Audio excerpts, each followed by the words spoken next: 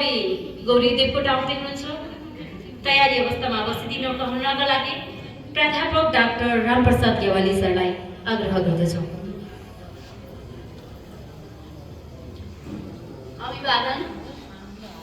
कविताको शीर्षक छ फुलको व्यवस्था। फुलका दुश्मनहरू उफ्रिरहन्छन्, चिच्याइरहन्छन् र बेला बेलामा सन्दर्भ बिनै भनिरहन्छन्, घटाउँछौँ फुलको व्यवस्था। मेरो माटोमा मेरो श्रमले मेरै घरलाई सुगन्धित बनाउन मैले फुलाएको भलै कसैलाई विद्रूप लाग्ला, भलै कसैलाई विद्रूप लाग्ला, कसैले च्यातेर फाल्न खोज्ला, कसैले चोरेर सजाउला आफ्नै बैठक वा लगाउला गलामा। हरेकको पहुँचमा रहेको फुल गर्लान् कयो आफ्नै छेद अनुसार। तैपनि मेरो श्रमले मेरो मर्जीले फुलाएको मेरो माटोको सीमाभित्र कसैले दुर्भाव नफैलाए हुन्छ।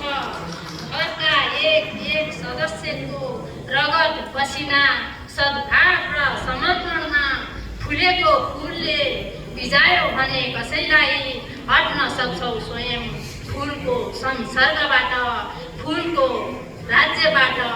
अति भयो बन्द गर फुलमाथिको बलात्कार, अति भयो बन्द गर फुलमाथिको बलात्कार, बन्द गर फुलको बदनाम। सिमलको बुवा होइन यो फुल, सिमलको बुवा होइन यो फुल। हावासँगै उडी जाने, बोटबाट सजिलै छुटी जाने, छोप्नै नमिल्ने ज्वाला टेकी, जोख्नै नमिल्ने त्यागमाथि आफ्नै श्रमले फुलाएको अझै मनमोहक बनाउने प्रयत्नमा च्यात्नेहरूलाई खबरदारी गर्छु, गरिरहेछु। टिपेर आफ्नै निम्ति सजाउने लगाउनेलाई सावधान हुन्छु भनिरहेछु।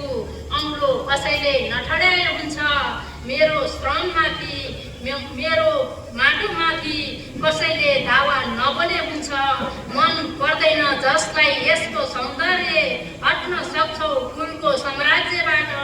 फुलमाथि दुर्भाव नफैलाए हुन्छ, उखेल्ने दुस्साहस नगरे हुन्छ। धन्यवाद।